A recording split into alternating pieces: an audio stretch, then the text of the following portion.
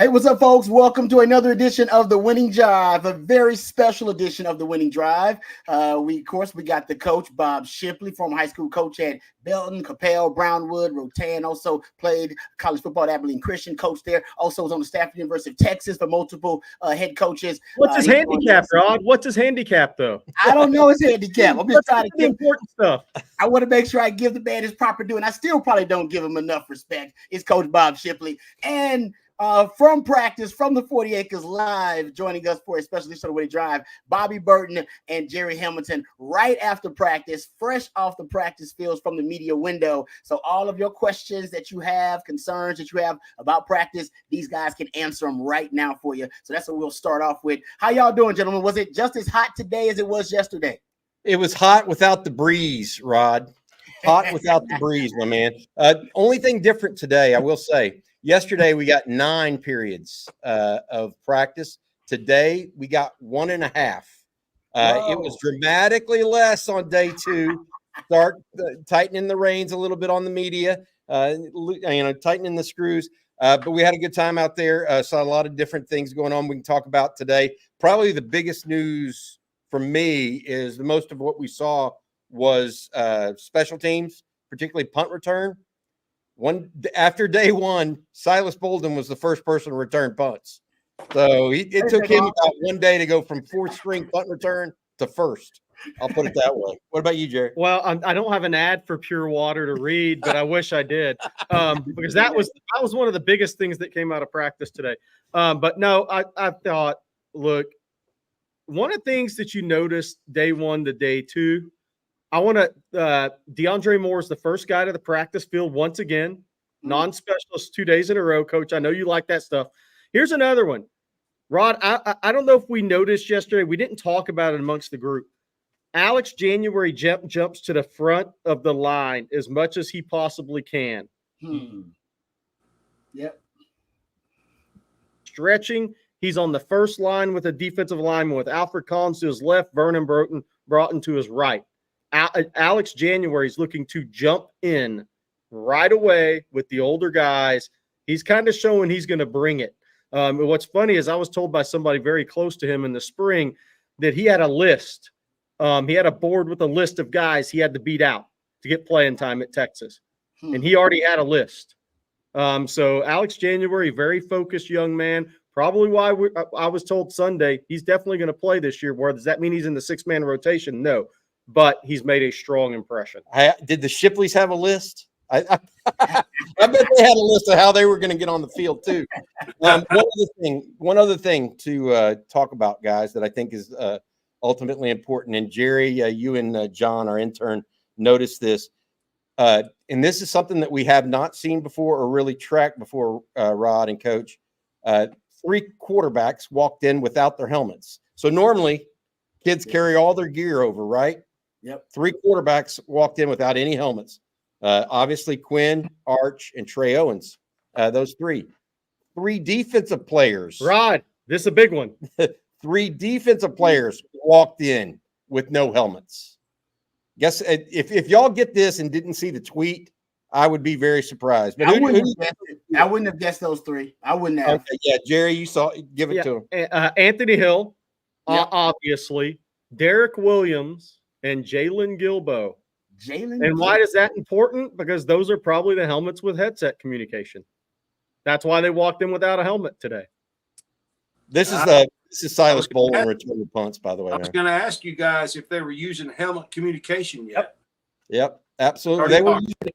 They were using it all day yesterday, Coach. Sark said so.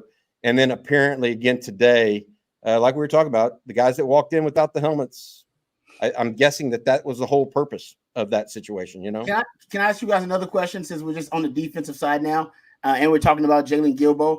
Yesterday, you guys noticed that Jalen Gilbo was with the ones, came out with that first group at the star position. Did you guys get a chance to notice that very same thing? Was that the case today as well? They did not run team during that time, so we didn't get a chance to see it. Look, if he's got the helmet communication thing going, that's agreed. Yeah, that's why I asked. I'm guessing that's a tell. Something's going on. Something funky's going on with the secondary and the nickels. And not mean anything bad or it, but they're applying some different methods, right? You talked about yesterday Scotty Hazelton working at the nickels separately. Coach, I don't know if you heard that. They got the secondary separated now into 3 groups. Terry Joseph with the corners. They got Blake Gideon with the safeties, and now the nickels working separately with Scott Hazelton. That's for individualized coaching. And now we're seeing Jalen Gilbo. It seems like they're wanting Jalen Gilbo to ascend so they can do other things, maybe with cross training some other guys. I'm not really sure why they're prioritizing Jalen Gilbo, but I think it's about versatility in the secondary. I think that's part of it. I think part of it is we heard all off season how much Jalen Gilbo had improved. Yep. Sometimes guys just get it done and improve. And usually it's from year 1 to year 2 that you see the biggest, right? Mm-hmm. Well, you got to remember Jalen Gilbo actually started over Jahdae Barron when Jalen Gilbo was a true freshman. Okay. Now Jahdae was nicked up a little bit. But then he tore his ACL. Took him a long time to get over the ACL. Now he's back. He looks good, by the way. I mean, I can understand why he's getting playing time. Hopefully Jahdae gets back. This is not a favoritism thing, in my opinion. It's just this is what the coaches are doing right now, and we're going to see what happens. Do you think it could possibly be rewarding him for the work that he put in the offseason, the fact that he bought in, that he was a leader, and you've earned this. Now keep it. Yes. Sometimes maybe. You've done that. Is Jahdae Barron somebody that they're going to look at, that cornerback spot as well? I think those are all fair points. Or safety. Yeah. Safety. Sark mentioned safety for the first time with Jahdae Barron. When he first, and that was yesterday after practice. And Coach, the other thing that I would add to that I thought was interesting is maybe Barron is going to be playing multiple positions, so he's not a headset guy. Yeah. Right? Because you can't have a corner having the headset. Yeah. Right? Good point. And the other thing that I thought was interesting yesterday with Coach Sarkisian, he said different games we could have different guys with the headset based on the type of offense we're playing. Michigan, it might just be Anthony Hill. Mm-hmm. Colorado State with air raid, it might be the safety. Yeah. And so this is new to those coaches, by the way. I mean, I want to say this too. So obviously they're tinkering with the headset comms for defensive players, but look, Anthony Hill, sophomore, Derek Williams, sophomore, says a lot for what this staff thinks their processing ability is, and ability to go out and play with freedom, even with more on their plate. Yeah, that's one thing I think about, Coach. It's a great point. Yep, totally agree with that, Jerry. Before we continue, I do want to make sure we shout out to we're very grateful for our sponsors. And actually, we have a new sponsor that we're really excited about. And Bobby's going to tell you about one of the new members of the On Texas football family. Yeah, Hargrove Roofing. Matt, if you don't mind putting that up. Hargrove Roofing, know who's on your roof. They have offices throughout the great state of Texas.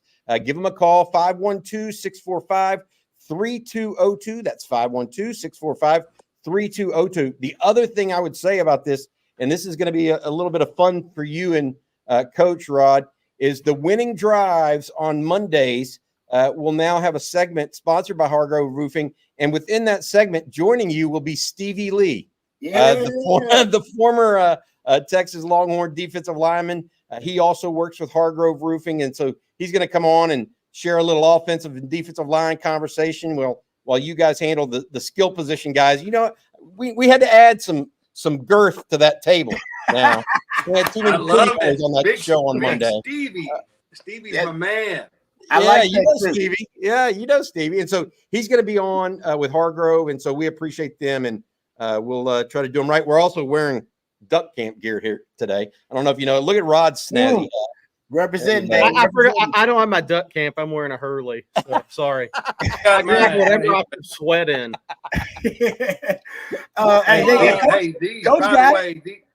These are unbelievably comfortable, by the way. Good stuff, Coach. I've already gotten a compliment on my hat too. But shout out to Hargrove Roofing and Stevie Lee, random Stevie Lee factoid here. Can't wait to start having him on the show so we can talk some line play.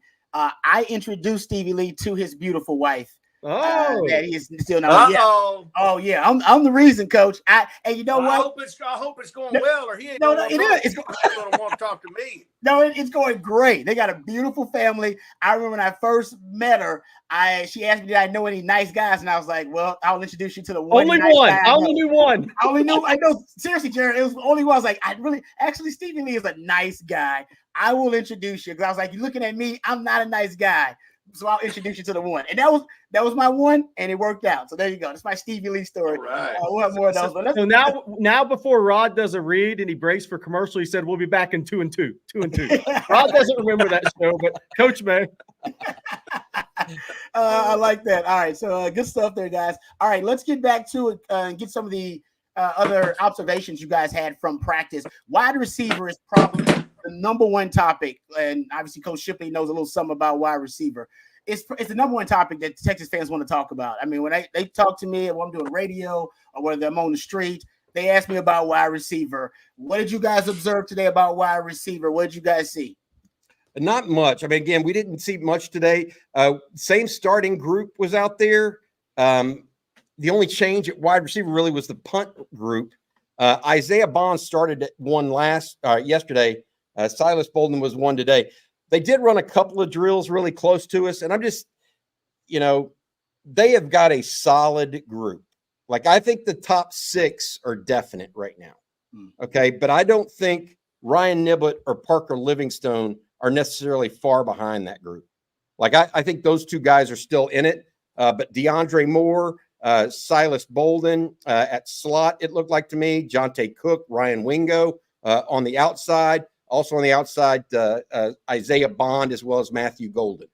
So, the issue there, and this is, I just don't understand how he's going to do it. And Bob, Coach, you may have better ideas than me, is how he's going to mix and match who plays where.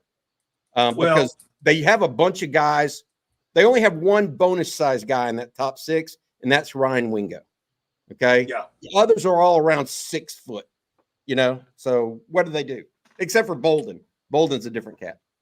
Well, it sounds like from you guys, listening to you guys this morning with Coffee and Football, that, I know, Bobby, you thought the second group looked better than the first group. So I think it's just a matter of putting the pieces of the puzzle together. There may be somebody who does something slightly better that would fit an X as opposed to a Z. If they do it that way, they may have a wide side receiver and a short side receiver. I'm not sure exactly how they're going to do it, but I think you're going to see that continue to shuffle as time goes on through the first couple of games, probably until they get a good feel for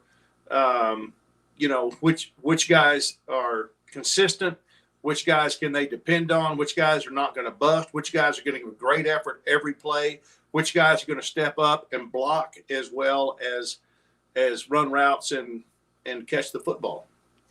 Consistency is something that Sark mentioned yesterday in particular.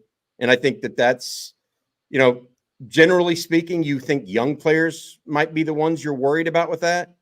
We'll see if that's the case. I mean, is Isaiah Bond going to be able to hold off other people if he's inconsistent, for example? Jonte Cook looks like he's on his way. Yesterday, I thought of the starters that were out there, I thought Jonte Cook looked the best. Wow. That's my eyes, though. I mean, it's a little bit of a beauty contest. But, you think about it, and Bond has rare speed. I think Ryan Wingo has rare speed, and I think Silas Bolden has rare quickness. Yeah, and so I like that. Those guys have some rare traits, just like Amari Niblack does too, yes. By the way. And so how does Sark mix and match all that? I mean, to where it actually comes out to a formula of winning? I don't know. And then so Rod's original point of this is what we get asked all the time. It's going to continue to be asked, I think, until Sark puts a group on the field that clicks. So it may not be game 1, game 2. It may not be till game 5, 6, 7, where he actually finds the right combination, because there are so many different pieces to that puzzle that are good players, by the way. I mean, good players. Hey, by the way, one of the things that I also noticed today, because it's your daily Jaden Blue update, he was still working as second team gunner in punts when they went to special teams. I thought that would dissolve like after day one.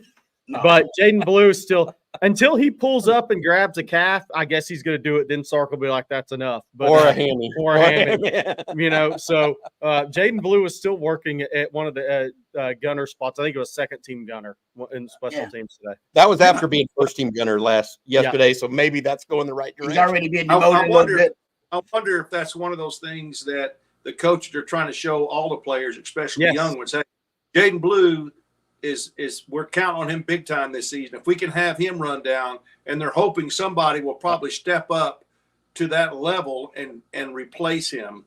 But the fact that Jaden Blue, who is an incredibly versatile offensive player, is going down on gunner, that means that, if you want to make an impact on that team, here's a great place to start, because we'd rather not have him doing it. But until somebody gets out there and can beat his effort and competitiveness, then we'll do it. If you make us, we'll do it. Great point, Coach. Yeah, Great point, Coach. Stark remarked about that yesterday, and he was actually talking about punt returners, but he kind of veered off and talked about everything on this team needs to be earned. Like, guys have to earn it, and we can expect guys, but we expect this wide receiver to step up or this guy to get more snaps at the edge. But he made sure to reiterate, now guys need to earn it. I expect them to, but when they earn it, that's when they'll get it. And it seemed to be that even I was talking to Torrey Beckton, and he kind of talked about that too. How, hey, when we come out here, NIL don't matter, none of that matters. This is a meritocracy. You got out here, you got to earn it all over again out here on the field. And so I kind of feel like that's what some of these moves are about some of the guys earning that spot, earning it. Coach Shipley he sounded like an astute coach with that point, as you'd expect. I did. He really did, because I'm just sitting there thinking to myself the whole time, that's exactly what they want to do. Yeah. They're looking for examples to give to the guys to want to be the guy. Yeah. And one question, and you guys covered it a little bit this morning. Are there any transfers that did not go through spring ball? I don't think there was. Yeah. We're in the start. Oh, in the starting lineup? No, but D-line, they haven't even really begun rotation stuff yet. Obviously, Alfred and Vernon are probably the first two guys out. But Sark mentioned yesterday, until those guys get in pads, they're not really getting into rotations at all with those guys. But no, I mean, when they first go out there and get in the wide receiver drills, Silas Bolden jumps up there. But that just may be because he jumps to the front of the line. Because then when they went out for a little first team, he was not out there in yesterday's medium window we had. So I think Silas just kind of jumps out there because that's that chip on the the competitor he is. I will say this. One thing. I'm sorry, Rod. One thing about linemen, two D linemen that were out there too that weren't in spring ball. Jermaine Lole and Bill Norton. Bill Norton's a big person. I mean, he's 330, 340, whatever he is, and he's 6'5". He's a big kid. Jermaine Lole is not particularly big, tall, but he is wide. Yeah, he's got a big, big butt. He's probably 6'1", 305. 6'1", 305, 310. Yeah, maybe 315. I mean, he's big and he's wide. And then the other one that was not out there this spring, I believe, besides those two, Silas Bolden, Javion Cole, the corner, he was still running third team, Coach and Rod. So he was not the one that's made the move thus far is clearly Silas Bolden. But this is 2 days in. Yeah. This is going to look different next week. We all know it will. Just don't know how. Yeah. I know it is interesting because you said, Jerry, that even in some of the drills, you saw like a young Alex January jump up there to try to get toward the front of some of these drills, right? And you talked about Silas Bolden doing the same thing. And I remember, and that's what I say, I'm old school, I'm an old man now. Like I remember when that was a privilege. Like you couldn't just you didn't just start the drills unless you were already a proven commodity. You were a veteran. You were one of the leaders of that room. Because I remember when I thought it was my turn. I was like, all right, it's my turn. I'm leading the drills now. But every time Rod B will be out there leading, I'll let these youngsters know exactly what the standard is. This is how we work, and this is the example. This is the technique. Follow my lead. And now just had to have like guys who are transfer guys, and that was not really, obviously the transfer portal wasn't a thing when I was there. But even having young bucks come in, you had to be an elite prodigy to do that. Roy Williams probably came in doing that at Texas, right? Some guys like that who were fresh, maybe a Cedric Benson came in doing that. But it's a new day and age when you can kind of come in and leading the drills is no longer considered, a rite of passage, if you will. It puts all these new guys in a different light because they were all stars where they came from. They were leading it. And now all of a sudden they know, okay, there's a pecking order. I got to, I'm like January. I've got to make a list out, whatever people I got to beat. And it's hard for them to hold back because they're used to being the leader. Yeah, and they won't stay there long.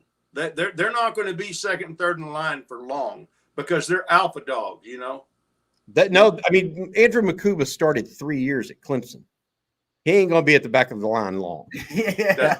It's just natural. Yeah. I will say this, another thing to add, and we didn't mention it at the outset.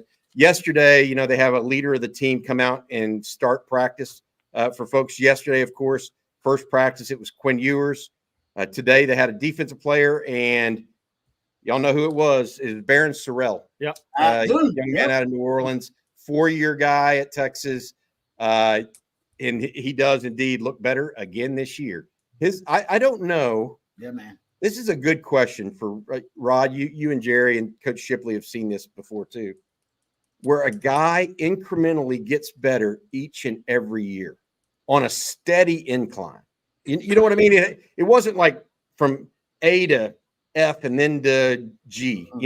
He was A to D to J, and he's just, it's like it's a natural progression, right? As opposed to just this one step, one hit wonder where the next year he's just a little bit better. Each and every year, he's doing the right things, probably, I guess is the best way to put it. That's the development we've been lacking. Yes, good point. Yeah. Coach, you're on fire today. Must be the shirt, man. But I took a second look I did a double take yesterday. I swear I did. When he passed by me, I literally was like, who is that? And because I didn't see the number all the way, and I was like, oh, because he's more, his body is transformed again. He looks like Tim Crowder physically at this point. Yes, he looks like an NFL player. Like that's why I looked at him and I was like, whoa, who is that? Oh, that's Barron Sorrell. And now you have PK saying he's a leader in that edge room. Like he's the guy. He's the leader. He's the guy that everybody's looking at, his example. So I'm glad that Barron Sorrell is getting his props. And you're right about the improvement, right? The trajectory. And it kind of reminds me of Christian Jones. Christian Jones did that. Oh, that's a good one. Right? Christian that's Jones a really good one too. Right? It was like every year he just got better and better. You're like, damn, now he's an NFL player. Yes. And that's Barron Sorrell. Like Barron Sorrell's an NFL player, but I don't know if I was confident saying that 3 years ago. But no, you wouldn't have. You would have said he's out there because they didn't have anybody else 3 years ago. Now the room's loaded and he's still out there. And they can't, exactly. That's good. They can't take it. This is how the DB room got when I was there, Coach. They kept bringing in these DBs. Like, they can't take my job. They're not going to take my damn job. All right. Huff Daddy was awesome. So was Cedric Griffin. And they kept bringing in these studs, Nathan Basher, and they were studs. But it pushed me because, much like Barron Sorrell, I had to transform my game and body every year to make sure those young bucks wasn't going to take my job. And I think that he's kind of an epitome of that right now. They keep amping up that room. And he just keeps, Hey, Rod, something we noticed yesterday that I wanted to make a point of again today, in its different way. Johnny Nanson's very vocal in practice. I saw that. He has stepped right in, and today he did it again. He has stepped right in and become a voice, like immediately. Mm-hmm. So that's been interesting to me, Bobby, that he's just Joe DeCamillis did that last year with special teams. Yeah. But Johnny Nanson's doing it on a different level because he's co-DC. He was actually had a voice in some special teams today.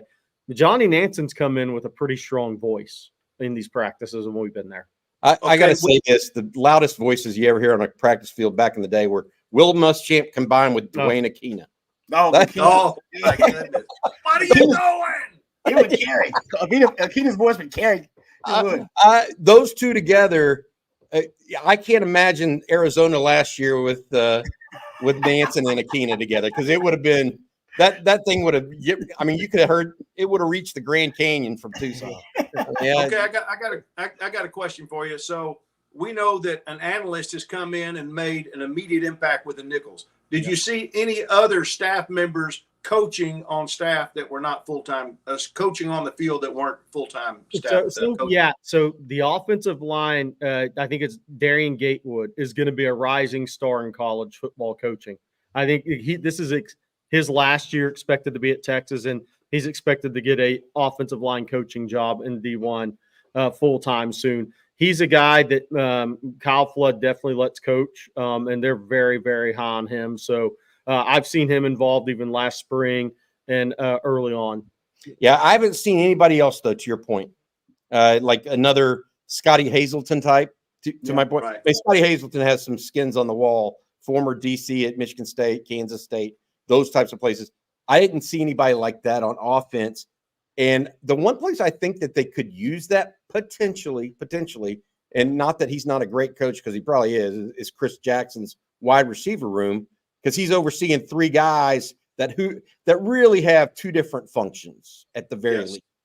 And so I see, like Texas Tech, of course, they didn't play with a tight end, but they had an inside receivers coach and an outside receivers coach back in the day. I could see somebody, if Sark had somebody like that, but I did not see that person out there if he exists right now, to your point, Coach. I'll tell you one today, too, that kind of stuck out to me.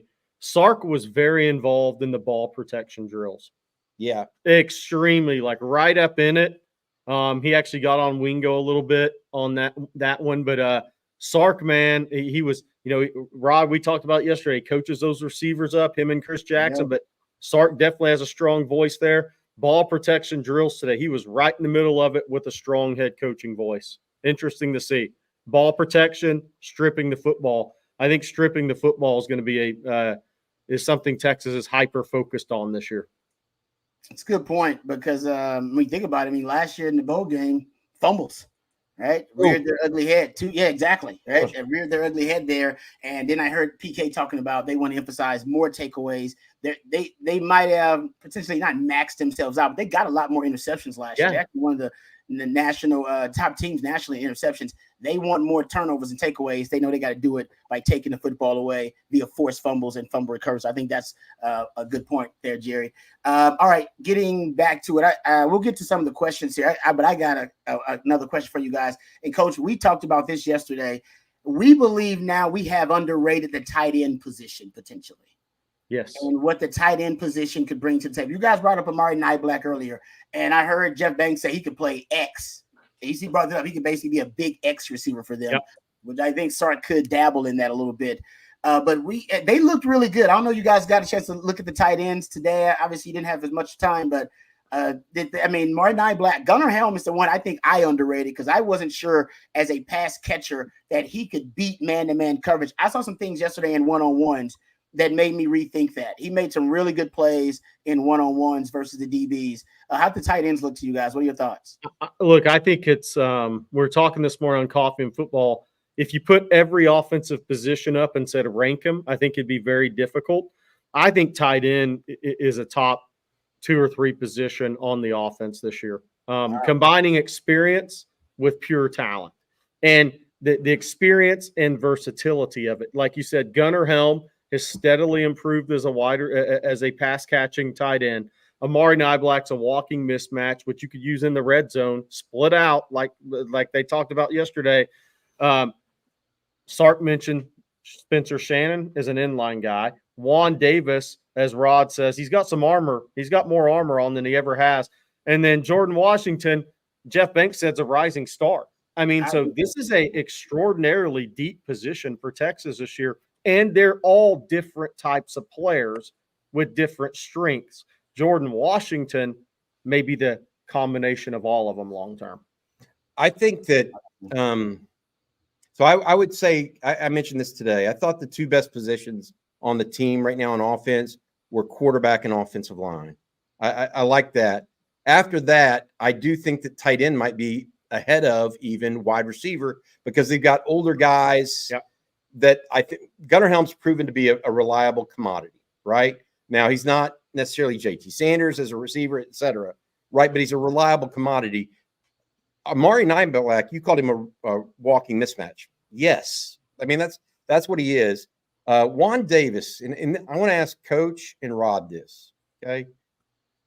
Jeff Banks said that he really liked him doing the crack block or the trap block in the A gap. Said he blows people up, and that you just would not expect a guy his size to do. That was number one. And number two, what about in a role similar to Jordan Whittington at times as a lead blocker on the outside? You can still have the too tight look. Yeah. And he's one of them, but because he's quicker and a good smart blocker in space. Wow. So that was a tweak that I was like, I wonder if they're going to think about that a little bit because he does have that kind of quickness despite being he's an undersized tight end. That's what he is. Right. And so it sounds like from your reporting this morning on Coffee and Football, just the desire that he has and it sounds like Jay Witt to me. It sounded like you were describing Jay Witt, a guy who just, you're not going to keep me. I will work so hard that you cannot keep me off the field. And that fired me up. And look, it would have been easy for Juan to walk out the door, go down to Texas State and be a starter the last 2 years for G.J. Kinney's teams, right? But the fact that he stuck in there and has stayed in the program and continue to work, I think that goes a long way with Steve Sarkisian and Jeff Banks in the day and age of it's not working out for me, I'm out of here. Thanks for the memories. Yeah, no, you're right. And that allows those guys, they do allow for those stories that you talked about there, Bobby, of the guys who get better every year. You know what I mean? That linear trajectory of development, you see it every year to get better. You got to stick around for that. And so that's really interesting. That tight end position, I will admit I was wrong. I thought it would be potentially a weakness for Texas this year. It won't be a weakness. We're actually now asking the question, will it be a strength? Totally fair. Totally fair. Hey, that'd be a good question, guys. That'd be a good question to ask when you have media availability with the players. Is there anybody on the offense that reminds you or can fill the role that Jay Witt played for the team in terms of hustle, intensity, leadership, unselfishness, 100% bought in? What do I need to do to help this team, period? I don't care about myself. I wonder who those guys might call out, and I would love to hear who the players think is the next Jay Witt. It's a great question. Maybe the guy that you're interviewing. He may say me. I doubt it, though. Hey, but Coach, to your point, you know what Kyle Flood said that was so to that point in his coordinator press conference? You can replace the production, but that doesn't mean you can replace the player. That's a great point. Yep. Great way to put it, isn't it? You can replace the catches and yards Jordan Whittington had, but can you replace the player? Yeah, because the play that Jordan Whittington made that's not in his catches and yards was the play against TCU. Mm-hmm. Who's that player for Texas this year, to your point? That play may have saved the game for Texas and saved the season. Saved momentum, that's for sure. You can replace the catches and yards. Can you replace the player? And every team that was thinking about drafting Jay Witt watched that damn play and went, all right, yeah, I'll put him on the board. I'll put him on the board. That dude, you can't teach that. You can't coach that, man. That dude wants. And he's making some noise. He's making some noise in it. They like him. Too. They like him, Coach. They really do like him. Isaac says D Moore is one of them, I think. You can tell he learned from Jay Witt's commitment practice-wise. To your point, you talked about it, Jerry. Who's the first one out there who's not a specialist? DeAndre Moore. And I believe Jay Witt had kind of picked up on that. Moore was Jay Witt's understudy last year. Great point there, Berno and Troy. Great point there, guys. Turn about because I believe Kyle Flo was asked Coach that exact question, if I'm not mistaken. Like he was like, hey, who are you gonna get to replace Jay Witt? Who's your Jay Witt? And those guys, and I think the quote was appropriate because those guys are also culture bearers. It was like, how do you replace Rojo? And it was like, well, Nah, ain't no replacing Rojo. We'll get productivity. We got to hope somebody else steps up as a leader. And it was Jay Witt that ended up kind of stepping up to be the culture bearer for him. And so that is the question this year. Who's that culture bearer? And what I love about Sark's program is it ain't got to be a starter. It ain't got to be the frontline guy. It's a Jay Witt who's your third wide receiver. It was Rojo who was your second running back. You don't have to be a starter to be that guy that embodies the culture, the walking, talking example of it. So who's I would love for the university to really.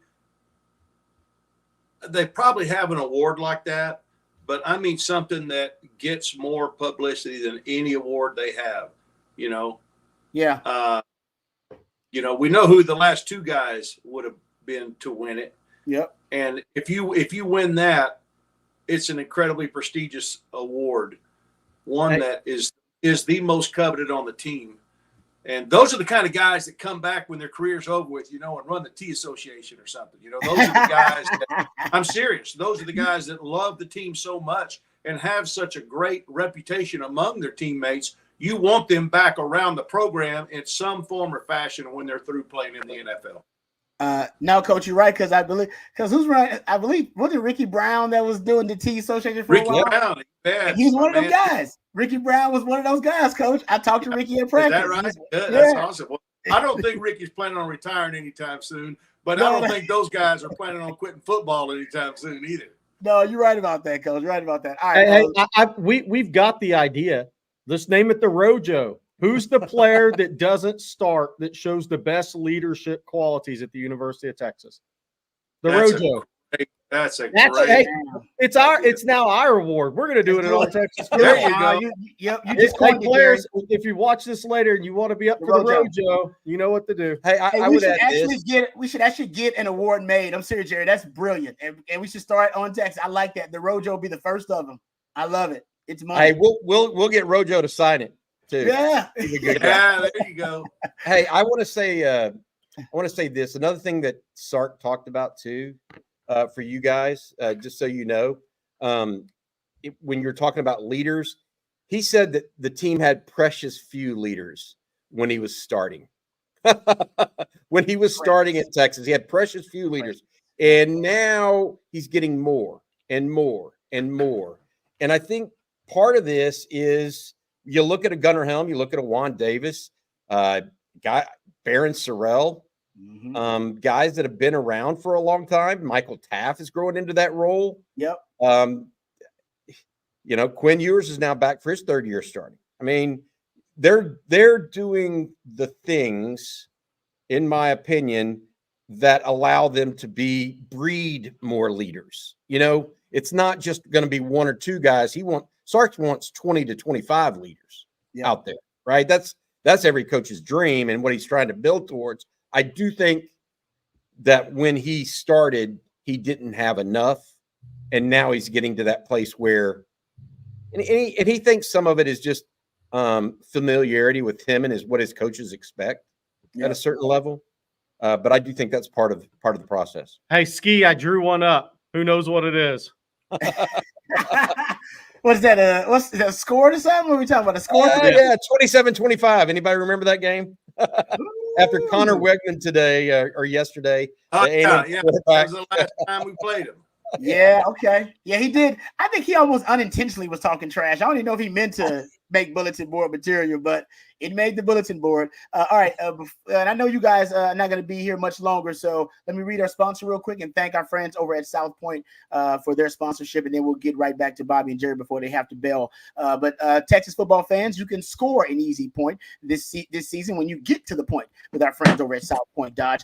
South Point Dodge has over 600 vehicles in stock, including a great selection of Ram 1500s, 2500s, and 3500s. Whatever your truck needs, South Point Dodge is the one-stop shop. It's Austin's automotive everything, ladies and gentlemen. And also remember, right now, they got great deals on over 50 Ram 2500s, all marked down with huge savings over at South Point Dodge. So head on over there. They're right off I-35 in South Austin. You can go visit them in person, or you can go see their great selection online at southpointdodge.com. That's southpointdodge.com. Get to the point at South Point Dodge. South Point Dodge is Austin's automotive everything, and go check it out for yourself and get to the point with our friends at South Point Dodge. Thank you very much, South Point, for sponsoring the winning drive.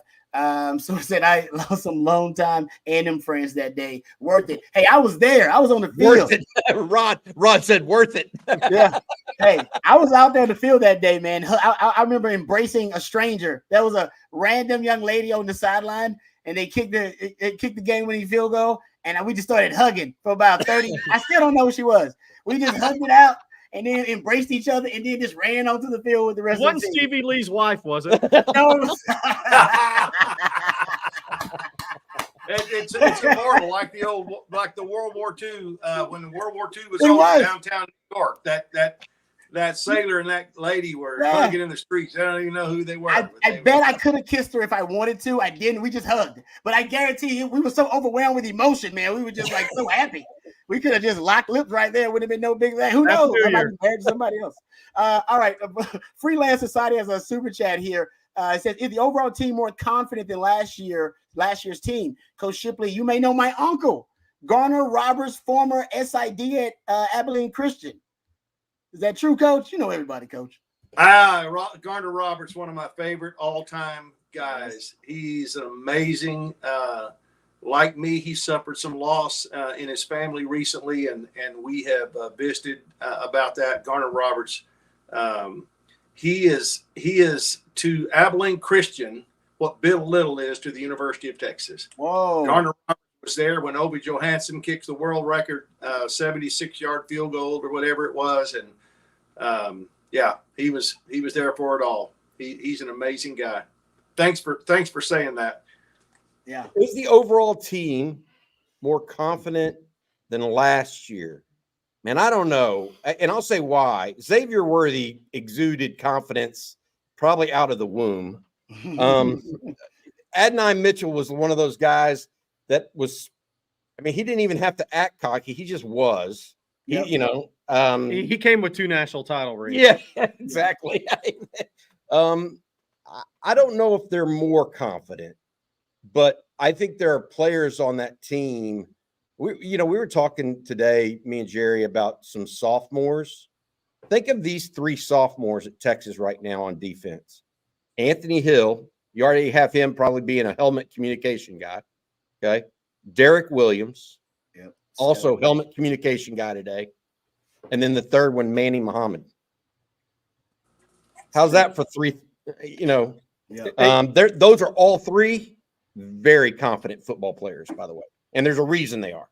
And the premise of what we put up today on Texas football earlier, and I put up on TexasFootball.com was, Rod, Coach, a lot of times the biggest jump guys make is year 1 to year 2 in college football or college sports. That's their biggest jump year, unless they have injuries or something like that, right?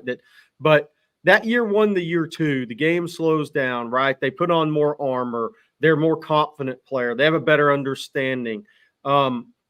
If Texas 2023 class, if those guys make big year 1, the big year 2 jumps, then this team is going to be legit to where they're ranked.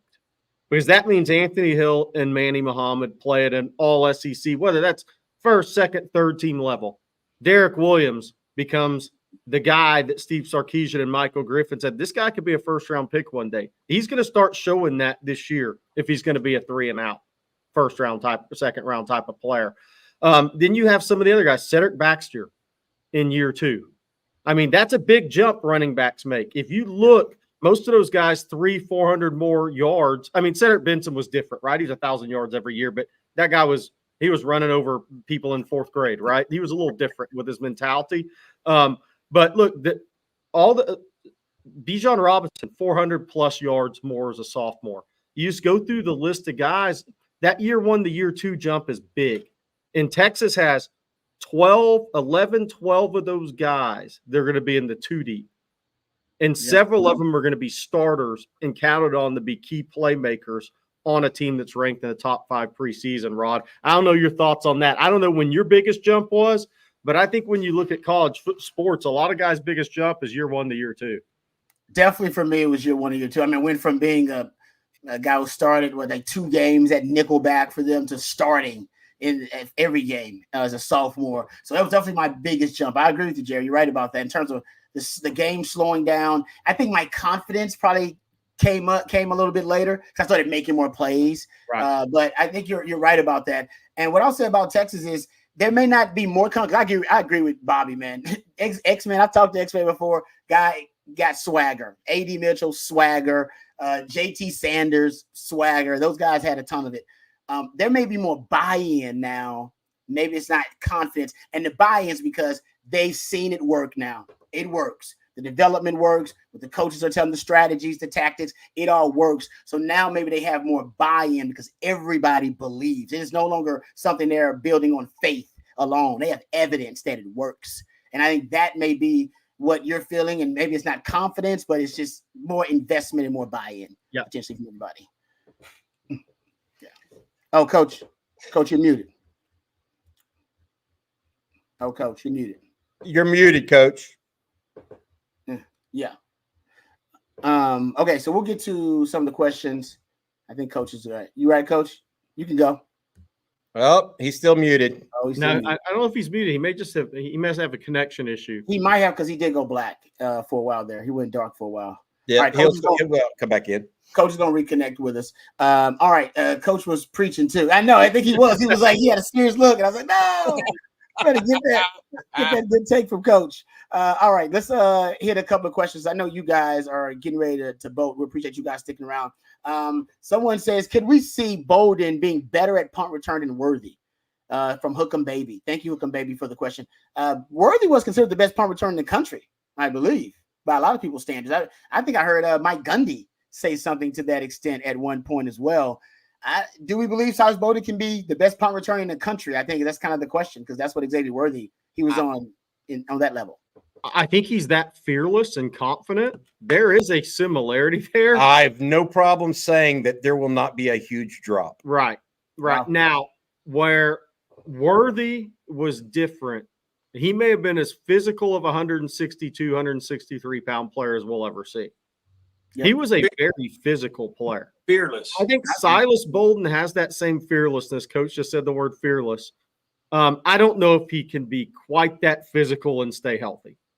It takes a lot of courage at 160 pounds to turn that sucker straight upfield now. Yes. I'm telling you.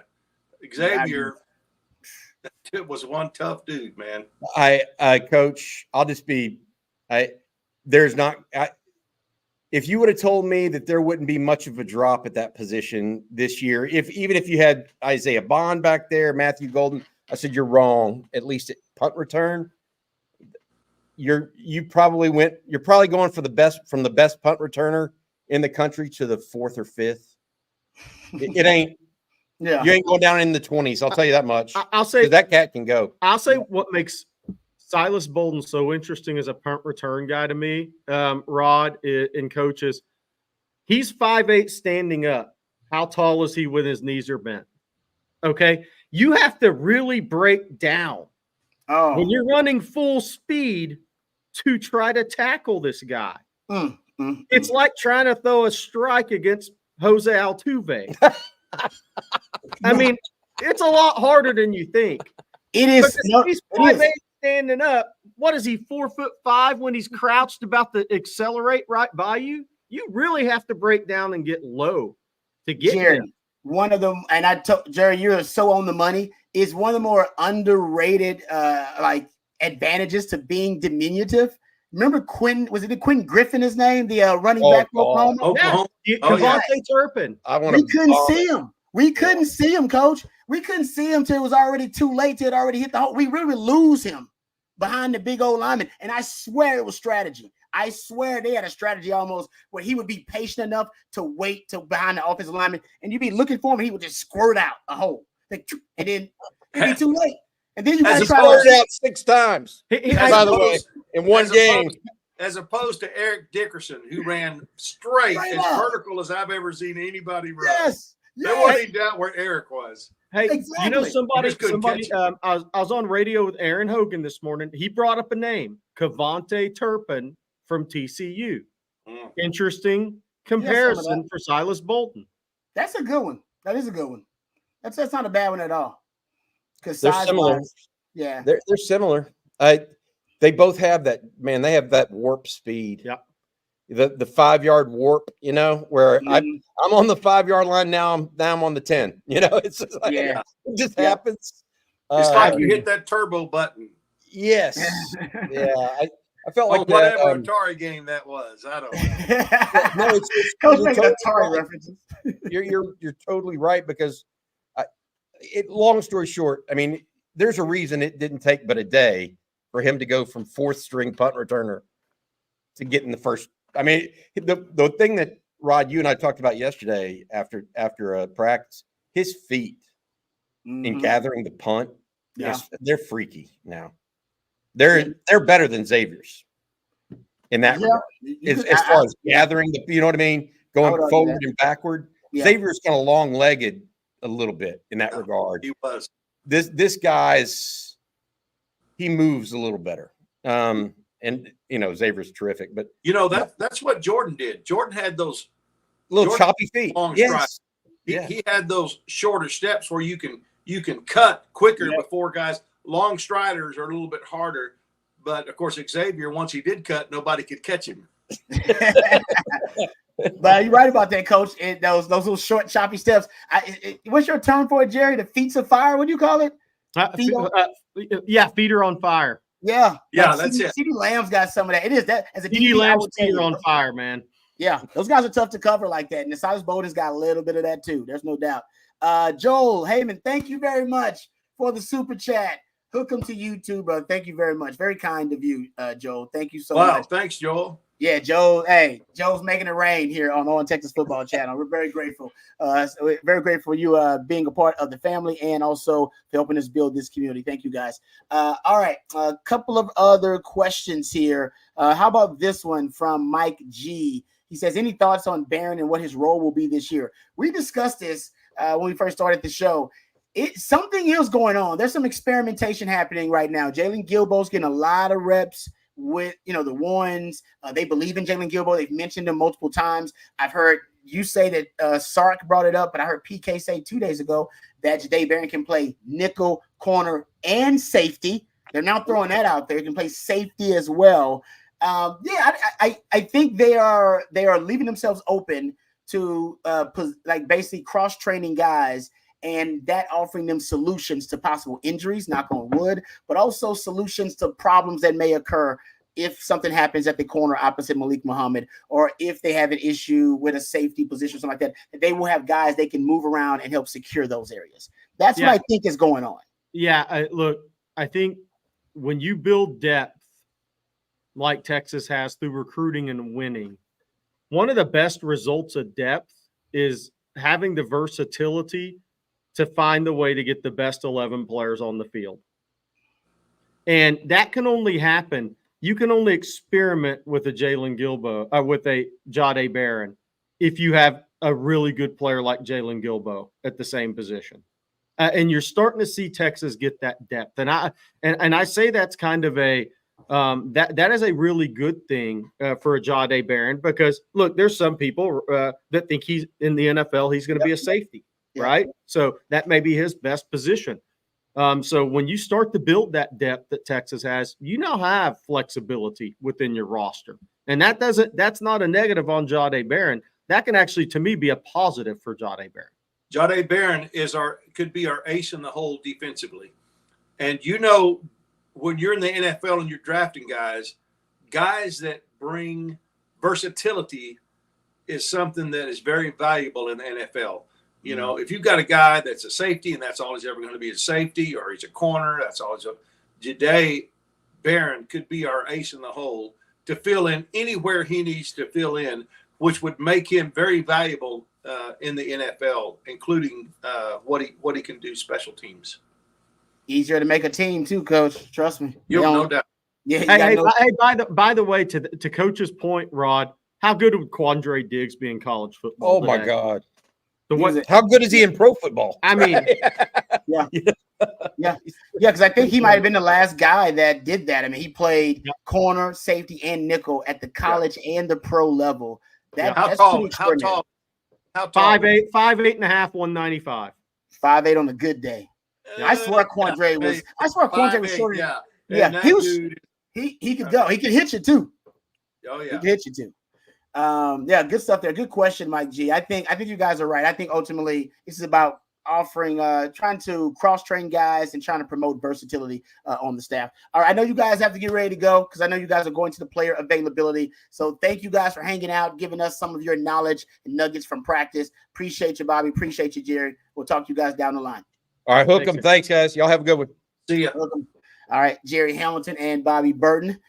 Thank those guys for hanging out for a little bit to give us some of their knowledge about practice. And thank you guys for all the questions. We'll just kind of run through the questions here for the rest of the show. Hey, Rod, I want to say one thing. I was muted a while ago, but I was going to bring up a point that you have brought up before, and I couldn't agree more. And that is that we've got to have, when we go into Kyle Field, when we go to Ann Arbor, we got to have a don't flinch mentality. We don't flinch. And I think I heard you quote Mike Tyson and say, all that talk, all that stuff's good till you get hit in the mouth. That's the kind of mindset that this team better have when they go into Kyle Field, when they go into Ann Arbor. Yeah, you talk all that talk, quarterback, and you talk, Connor, you keep talking, whatever. The lineman, the other guy's been talking. Everybody talks so they get hit in the mouth. And then the real dogs show up and take over. And that's the mentality. I don't know if we have that or not. I hope that is a mentality that we have. Talk your talk. Do whatever you want to do. Wah, wah, wah, wah, wah. When you get hit in the mouth, now what are you going to do? Where's your 11th man while you're getting hit in the mouth? That's what I hope that this team brings. I totally agree. And the reason the team's got to be, they got to be different, because I remember the kind of the maturity of this culture here at Texas. The first year when they got hit in the mouth, they would fold. Yes. Remember, they would get up big in some games and they couldn't keep the lead, because once they would deliver a couple of blows. They thought fight's over. I delivered a couple of blows. Like, no. You still got 4 quarters to play. And then the opponent would deliver a couple of blows. Texas get hit in the mouth and Texas would fold up. And then the second year, you saw Texas would deliver some blows, get hit in the mouth, but then they were at least now ready for a fight. First year, they weren't ready for a fight. They got hit in the mouth, they gave it up. Second year, they was ready for a fight. They were still losing, but at least we saw them fighting out there. And then last year, they respected their opponent enough and respected the game enough to know we will get hit in the mouth. We will get hit.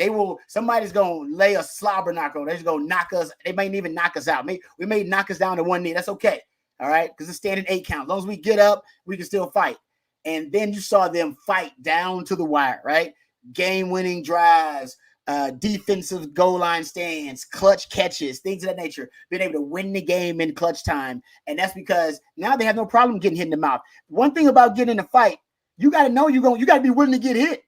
Yeah. Very rarely have you. A lot of y'all, have y'all ever been in a fight before? If you've ever been in a real fight, very rarely you're gonna go the whole fight without getting hit. Y'all get hit at all, unscathed.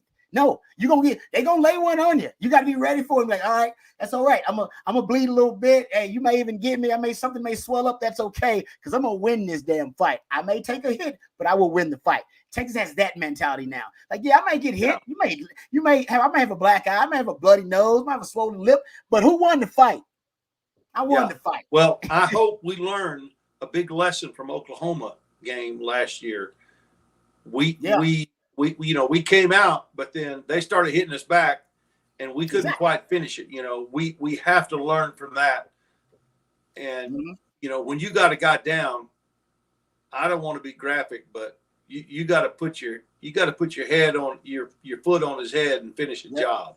You know what I'm saying? I mean, that's a cruel way of putting it, but it's that mentality you have to finish your opponent. Do not let him have a breath. Don't let him have an inch.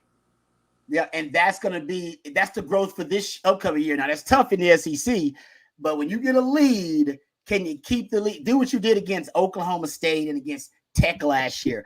Just suffocate them. Just put the foot on the throat, nail in the coffin, leave no doubt at all. Because when you leave a little bit of doubt, when you leave them a little bit of hope, you'd be surprised, and I think Texas learned that against U of H and TCU and K-State. You'd be surprised how on that sideline that can really start a movement to try to snatch back that momentum. Just a little bit of hope, just a 3 and out here, or you know how it goes, Coach. Starts with a 3 and out, or maybe I think against U of H it was actually it was like it was a fake punt, I believe. Was it a fake punt or a fake field? Right? It was one of those types of plays. And then right after that, everything started to shift. The momentum started to shift a little bit. And you can feel it. You're a coach, so you felt it. We're like, oh, I don't like this. What's happening with momentum? I call it uh-oh. Yeah. When you want to say uh-oh, that's when you got to come out and be a dog. You know? Exactly. You got to be a dog. Where they go, uh-oh, here they come. Yep. Okay, how are we going to respond? Are we going to We used to call it, we gonna belly up like a cricket in the urinal, or are we gonna fight? You know. Hold on, say that again, Coach. Hey, man, let me tell you what, a DKR back in the day, there used to be some crickets in the urinal. You remember that? Those crickets be flying. I mean, they're flying everywhere. They used to be in our school, like our elementary school. They'd be all in the restrooms. Crazy. Oh yeah, I remember that. Yeah. They get in the urinal, they float belly up. So are you gonna do that? Or are you gonna fight? I like that. That was a good one. See, old coachisms right there. I like that. Yeah. All right, so we'll get to some of the questions, but I know you're right about that, Coach. That will be tested this year in SEC, and Texas has to get used to it going on the road, like you said, to play their rivals. Texas have been playing Texas in Texas OU game at a neutral site, and it is awesome and uniquely, I think, one of the most thrilling environments in all of college sports. But it's different going on the road to your rival's place to play them.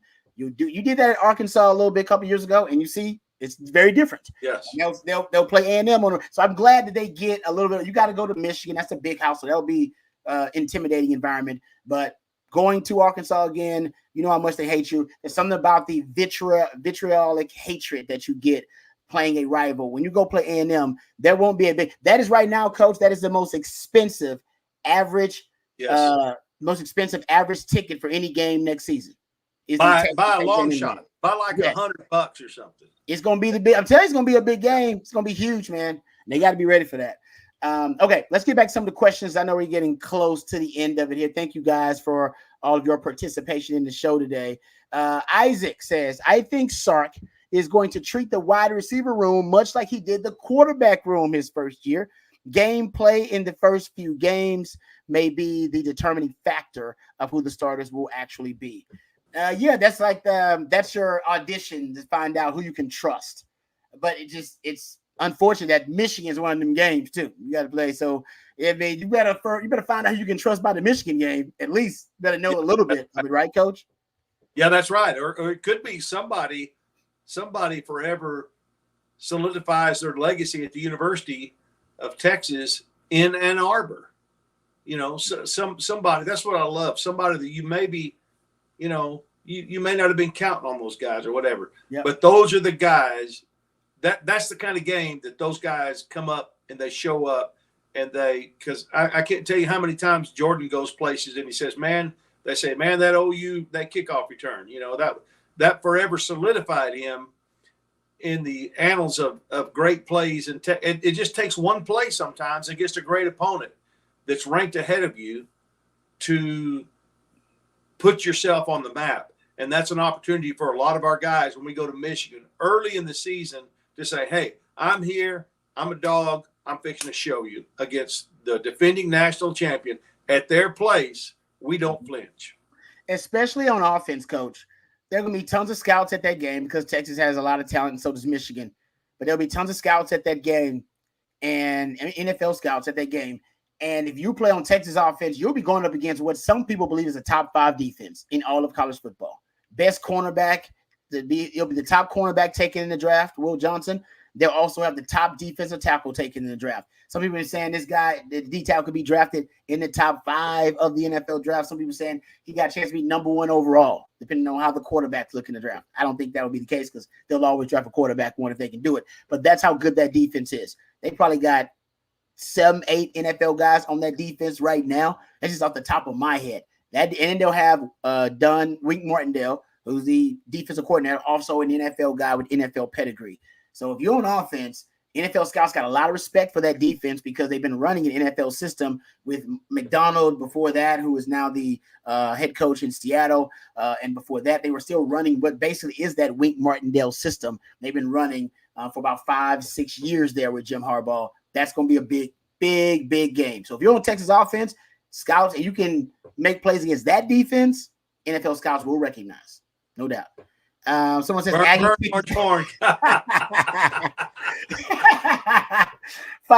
at halftime. I hope that is the case. There's nothing more humiliating than coming out at halftime and half your fans are gone. Oh man, I hope that's the case. But them Aggies, man, I'm telling you, they're gonna show up. For that game, I don't even know about the rest of the season. I think they're gonna be all right, but that game, I know they're gonna be ready for that game. They're already talking a little trash about it. Come on now. Yeah, there ain't no doubt. All right, getting back to the questions here. How about this from Michael Simpson? What did you think about Sark's comment that he is going to adjust the punt and kick returner based on the opponent? Sounds like he wants a lot of explosives in the return game this year.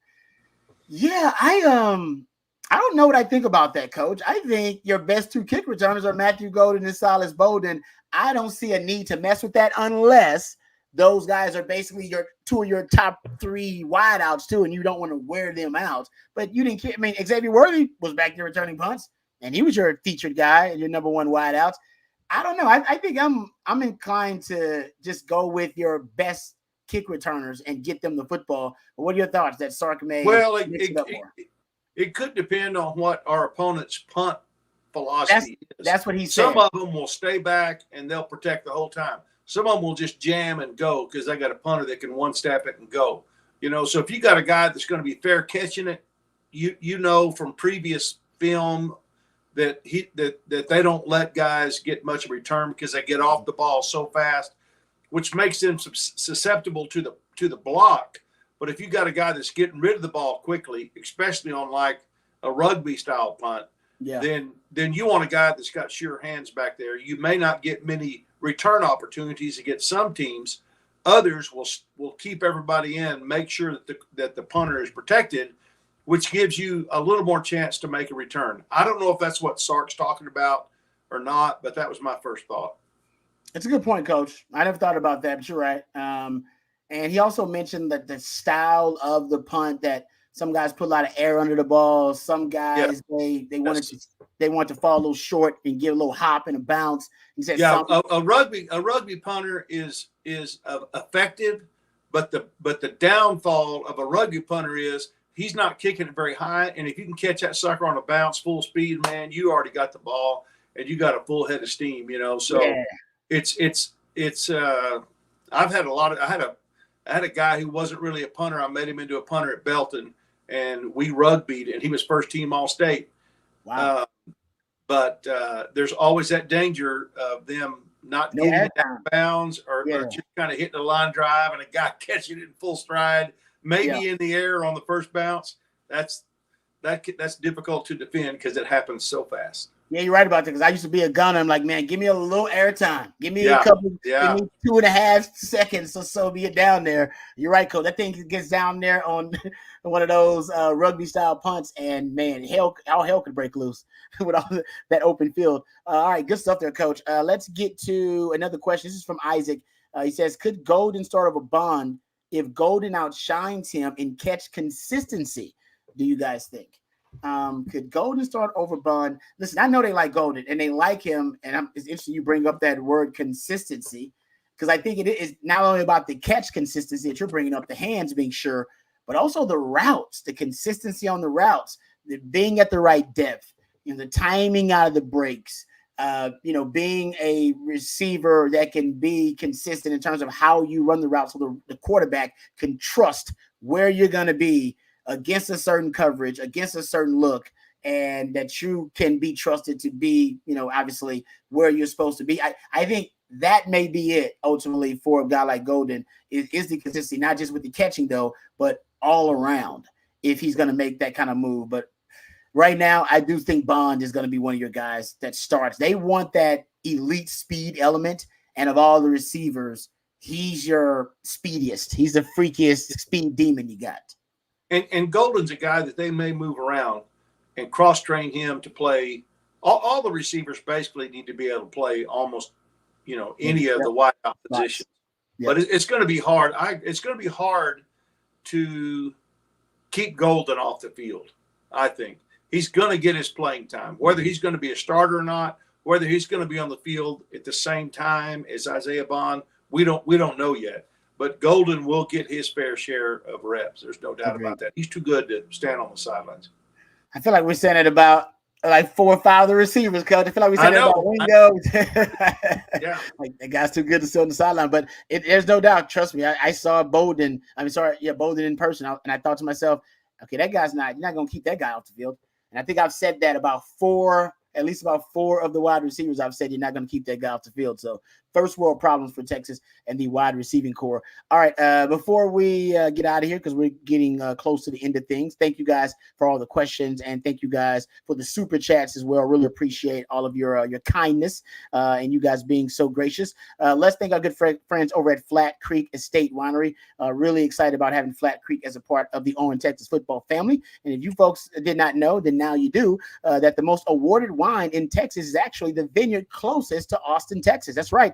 Flat Creek Estate Winery is just minutes from downtown Austin, and they've won award after award this year for their vintage wine, Super Texan. It's actually my wife's favorite wine right now. It is fantastic. Super Texan is now available at your local Specs, so you can give it a try. It's also available at Central Market because my wife does some shopping there, and she saw it at Central Market. She was really excited because you can find Flat Creek wine there as well. Or you can go online, check out flatcreekestate.com to check out their great selection. And of course, Flat Creek is also a gorgeous venue with barbecues and wine tastings every single weekend. It's perfect for a day date with your significant other or a weekend getaway with your significant other. So go check it out for yourself. That's Flat Creek Estate Winery, flatcreekestate.com. Thank you very much for sponsoring the Winning Drive and being part of the Owen Texas football family. All right, couple of questions here. Hook 'em, baby. Says Rod, hope the baby is good. She is good. She's doing very well. 10 months and now she's crawling and moving around. Can't take my eyes off of her for 3 seconds, and she's already up to something. So, yeah, I kind of missed the days, Coach, when she was just in one spot all the time, and now she's all over the place. Yeah. It's a blessing. It's a blessing. Seth says, one thing Michigan did to Penix was disguise their coverage, so it was harder to see coverages post-snap. Do you see Texas doing that at all this year? PK mentioned it. I had to go get the exact quote. But PK actually said they're going to do more pre-snap disguise. And I think he's saying that because I think that's going to be one of the Johnny Nansen influences. More disguise, more pre-snap shell, different looks, more exotics, as I call them, as opposed to the PK traditional staples. I think you're going to have more exotic looks. So, yes, Seth, they will have more pre-snap shell disguise. They talked about bringing in things to help the DBs.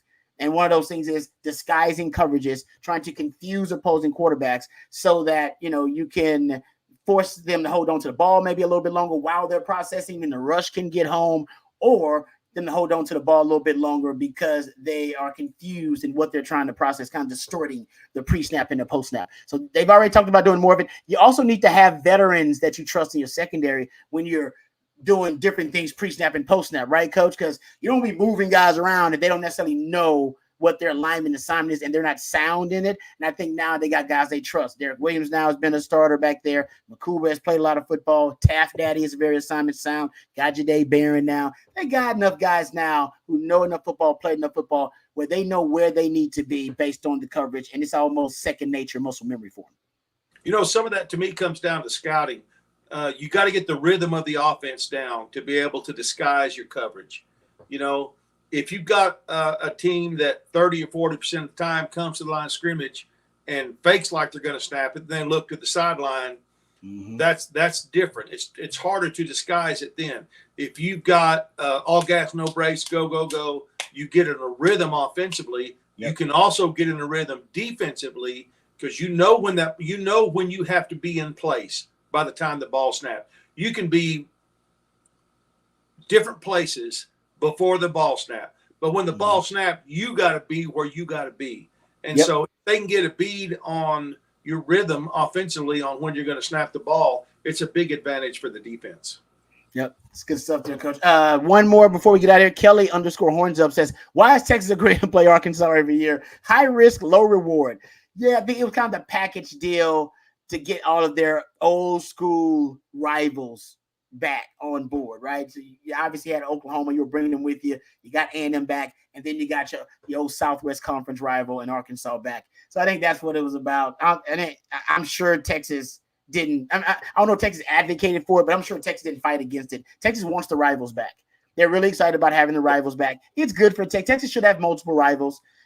For years we just had, after A&M went to SEC, all we had was Oklahoma, and then you have Tech trying to become a rival, and Baylor wanted to be a rival. They're not really our rivals. There's not enough history there. It can be an rivalry for a while, but Arkansas, man, that's decades of rivalry. You're talking about Texas and Oklahoma, Texas A&M. You're talking about 100 years of a rivalry going on. That's a real rivalry. So I'm with you. I won't go to Fayetteville though, Kelly. I'll tell you that. I ain't going to Fayetteville. Well, Kelly's exactly right. I ain't going. It is a high risk. Anytime you go into Fayetteville, anytime you go into Arkansas to play, and they're not real good right now. Their coach's job is on the line this season. So that's a low reward. You're expected to win, but you're going into a pretty hostile environment. And I agree. I don't know that we had certainly we had a choice in playing them a couple of years ago. Now we don't have a choice. The SEC sets that schedule. I want to say one thing before we close out, Rod. Those of you that joined us at a regular time, we started a little early today. We started at 3:30 because we had Bobby and Jerry giving us post-practice tidbits that were really good. So you can go back and watch this from the first and get some really good nuggets from today's practice. Yep, good stuff, Coach. I'm glad you reminded us of that, because folks who came in a little bit later, like, hey, what's going on here, guys? Yeah. So we appreciate that. Also, we didn't bring this up, but someone said embrace the Lambos. Yeah, we didn't bring it up, but it was a story today. There was a commercial by Lamborghini Austin that had Michael Taft and Isaiah Bond in it. And they are now, I believe, promoting. They have an NIL endorsement with Lamborghini. I think those are the two guys. Taft Daddy got a Lambo. Rolling the Lambo, Coach. Let's go, walk-ons, baby. Hey, as I say, came a long way, man. He had to earn that Lambo. There you go. Hey, did you see what UTEP rolled out for theirs? What they got? They didn't have Lambos. They had lowriders. They were popping those lowriders on there. It was great. Hey, you know what? That's still pretty clean, though. I'm not gonna lie. No, it's great pulling into that local fan base because they're going to have that.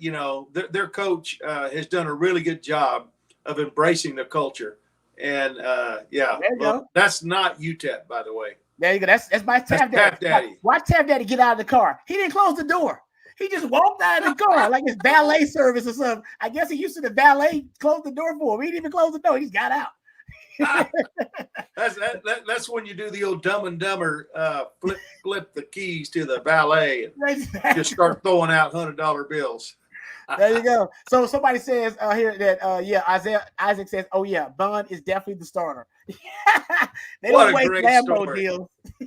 What a great story. They don't waste them deals, Coach. All right, thank you guys for all of your participation. Really appreciate y'all today. Had a lot of fun as always. I want to thank Matthew behind the scenes. He's the real MVP. I want to thank our sponsors, Hardgrow Roofing, South Point Dodge, and also thank the good folks over at Flat Creek Estate Winery. I want to thank Bobby and Jerry for joining us for half the show to give us some nice practice tidbits and nuggets. If you missed any of that, just go back after we're done to the start of the show. They had some great information, some great inside information about practice in that media window they were in. Tomorrow, don't forget, tomorrow you got Coffee and Football, of course, in the morning starting at 8 a.m. You also have the Friday live stream. And for the Friday live stream, we'll be at 1 p.m. So you don't want to miss that. And, of course, we'll be talking tons of Texas football. But in the meantime, go over to ontexasfootball.com. For Coach Bob Shipley, for my man Matthew behind the scenes, for the On Texas Football family, for Jerry and Bobby as well. Thank you guys for joining us. Until next time, hook 'em horns.